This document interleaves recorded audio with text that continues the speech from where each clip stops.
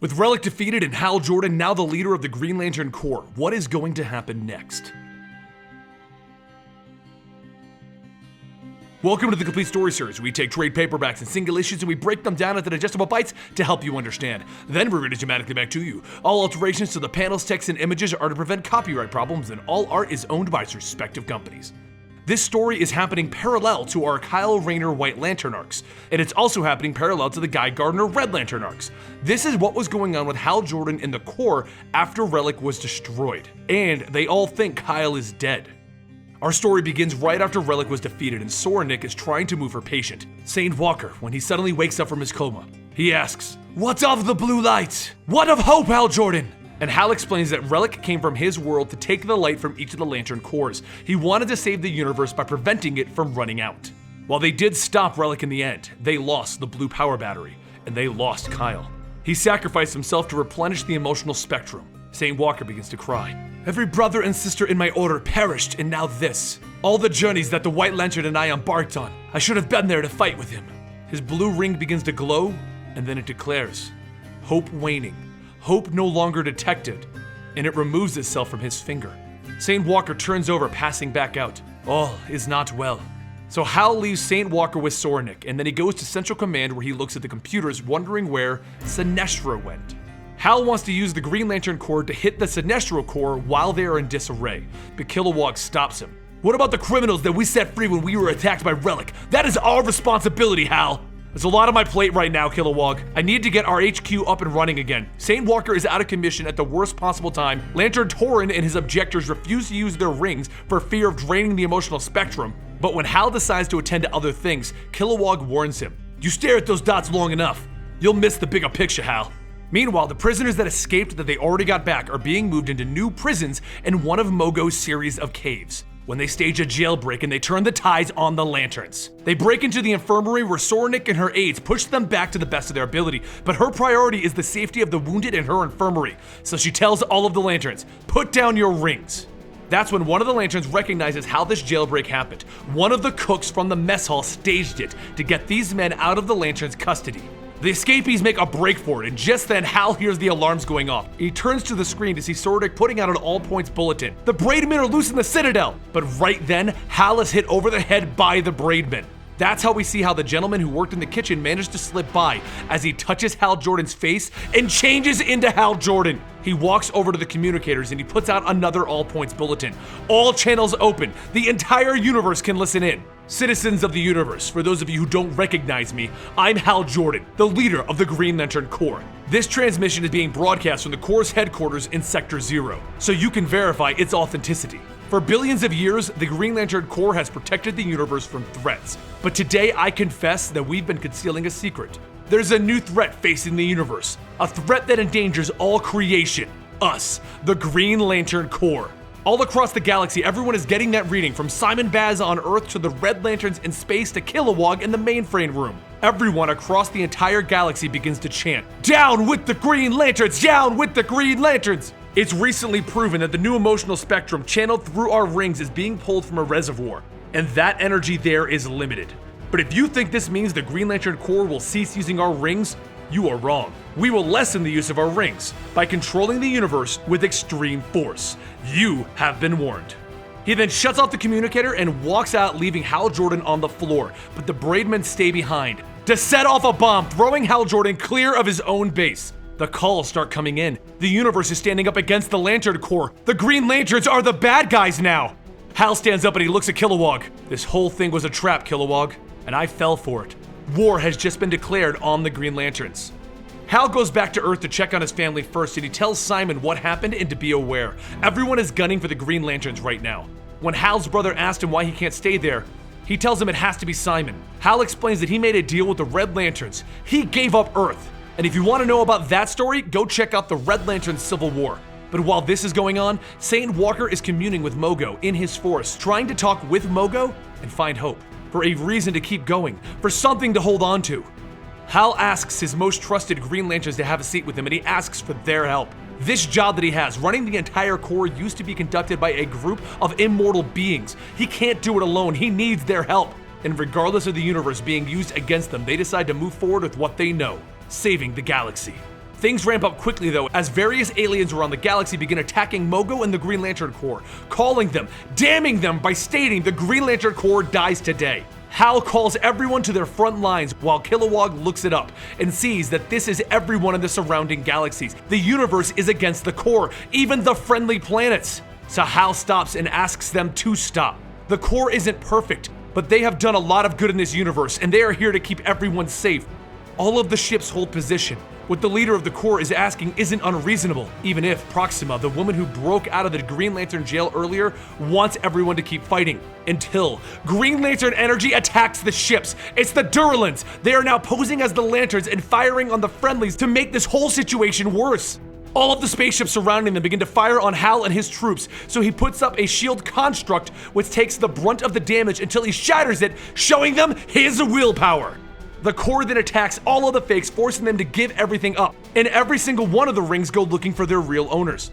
Realizing now that the planet Lantern Mogo will fire into the ships attacking the Lanterns without fear of hurting themselves, all of the attacking ships call for a retreat, and Hal calls for the Corps to chase those rings, find out where the real Green Lanterns are being kept. Meanwhile, across the galaxy, the rings return to their owners, and a bunch of formerly imprisoned Green Lanterns are suddenly re-empowered and prepared to fight their captors. But before the guards can call in reinforcements to get the Lanterns under control, John Stewart leads the rescue, and one of the greatest jailbreaks ever is conducted as the Lanterns are breaking up from within and breaking into the jail. As John goes deeper and deeper into the structure, they come across a giant cell, void of all light. John has another Lantern open it up, and inside a man tells them, "I thought the Corps forgot about me." Everyone is in shock as Sodam Yat steps out of his cell. Orissa runs to his side. "Sodam, I knew you were alive." And then one of the guards comes in demanding that they leave Sodam here, but Sodam blasts them with his heat vision. You see, Sodam Yat is from a race in the same solar system as Superman. He has all of Superman's powers, plus his Green Lantern abilities. He's been gone for so long that newer members of the Corps ask John who he is, and John explains that he's from Daxam. Get them near a yellow sun and they are the most powerful race in the universe. Which is when he figures out the true plan of the Durlans. They wanted to pretend to be Sodam Yat so that they can take over Daxam and make an entire army of superpowered individuals. The Corps won't stand a chance. Meanwhile, Hal is leading a squad against the ships that attacked Mogo, and it doesn't take much for Hal to crush their dreams of universal domination, until everything explodes around them, killing everyone that isn't a ring wielder. Hal calls back up to the headquarters, and Kilowog explains that all of the Khund forces everywhere are exploding and no one knows why. And he informs Hal that John is heading over to protect Daxam now. Kilowog tells Hal that maybe the war is over already. Hal brings the woman who orchestrated this whole thing to the Psi cells where they lock everyone up, and he asks her, was it worth dragging the Corps' name through the mud? She agrees that after she originally escaped, she should have just kept going and ignored this venture. The Durlans never intended to go through with their end of the deal and kill off the Corps. The universe without the Green Lanterns is a popular idea these days, isn't it? At least we try to do what's right. It fails. I failed, but I'm learning. You should have learned that an entire group shouldn't be punished for a leader's mistake. I learned it's better to stay underground. You won't find the Durlans on their homeworld, or without any help. This war was never about just eliminating the Corps. It was a sales pitch the Durlans used to the outer clans and the Khund to take their side. It's always been about power. They wanted all sides to grow weak with this war so that they could rule, unless someone stops them. It takes energy for the Durlans to change their forms, but then they can lock their form forever. Whoever these Daxamites are, the Durlans want to be them permanently, so they'll need a vast supply of consumable power. You know where the energy supply is, don't you? The answer is in front of you. It has been the whole time. A Green Lantern made up of living energy from an ocean of the same? Hal calls it in. The Durlans are headed for Zizan. Over on planet Daxam, the Lanterns arrive, but the Daxamites aren't actually happy to see them. One of the Lanterns gets ahead of everyone, and he pushes down a man with a rifle, telling him to order everyone else to lower their weapons. But John tells him to calm down. He turns to the man in charge. You are the targets of the Durlans. We are here to help. But the Daxamites tell him they don't need the help with the Lanterns, because they seem to cause more harm than good. Sodam Yat steps forward. How dare you! The sacrifices that I made for our people. They do resolve this argument though when Sodam's father steps forward and explains the weapon that the Daxamites have built. Meanwhile, back on Mogo, Salak is trying to send off the message of the Durlans' plan. But Daggle, another Lantern, and actually a Durlan Lantern, walks behind him and shocks him unconscious. He then takes his ring and he steps into a device for extraction. He falls out as Salak wakes up and explains, the Durlans have been exposed to a specific radiation, and I'm now allowing everyone's ring to read my radiation so that they can find the Durlans anywhere. Back on Daxam, the ring update goes through and they realize they are surrounded by Durlans in Daxam form. The Daxamites aren't even here anymore! The battle between the core and the Durlans begins, and the Durlans damn Daggle for betraying them. It's only because of him that they can even tell where the Durlans are. Meanwhile, Sodam's father is detected as a Durlan as he changes back into his true form to reveal to Sodam that he intends to make Sodam his body. He was saving Sodam for himself. But that doesn't matter as Jon Stewart finds out the Durlans never intended to fight the core here because they are all escaping with the ability to turn into Daxamites. Their plan is almost complete. So Jon grabs everyone to head to Zeeson, but the Daxamites stay right there. Sodam decides that his race needs to go into hiding. It's because of him that the Durlans even found out about the Daxamites. Hal leads the Green Lanterns to the surface of Zeeson where they form a wall of green willpower to block anyone trying to get to the sea. The Durlans land on the outside of the wall and Hal has Mogo launch a meteor into them. They crawl back up out of the meteor crater and they begin pressing against the Green Lanterns that are trying to hold them back from the sea of energy. If they just touch it, they'll become permanent Supermen. They push and the wall begins to crack and Hal sees that this is the end. It's over for the core due to their name being mud and no one wanting to help until Proxim shows up with everyone that the Durlans double-crossed. The Durlans are losing as they are getting attacked from all sides, and that's when Hal uses his ring to make multiple soldiers to fire on the Durlans. The Durlans are all defeated except for one, and he begins trying to pull himself to the Sea of Energy, but Hal sees him and he boxes him off. It's over. Jon arrives with the rest of the Corps at that moment, and they take the Durlans prisoner back to the Psi cells. Hal arrives later to see the handiwork of the Green Lanterns, and that's when he gets a call from Jon. It's not over! You see, with the win under their belt, Jon took Fatality, his girlfriend, to the Zeeson homeworld to see what they've saved. When they were finally alone, Fatality walked over to the sea to see a child rising up out of it. And she ate the child because she was actually a Durlan in disguise. The energy allows her to turn into a Daxamite version of Fatality, and Jon is left alone with a superpowered individual. He calls up Hal, but then he's thrown across the planet by her. She flies over to him and begins pummeling him in the middle of a sea of energy so hard that she's pushing the sea back. Jon throws her back, telling himself, it's not the real Fatality. I don't need to hold back. I don't need to hold back. So he forms a rocket with his ring and he knocks her across the planet. But using her heat vision, she manages to cut Jon in the gut and he falls to the ground. This is her chance and Fatality takes off for Mogo because he's still in orbit and on Mogo is the entire Corps. She begins fighting against everyone, dropping them all with ease. And Hal asks Daggle, the only Durlan Lantern, to aid them since he is a Lantern. But he tells Hal no. He'll guard the Psi cells with the rest of the Durlans.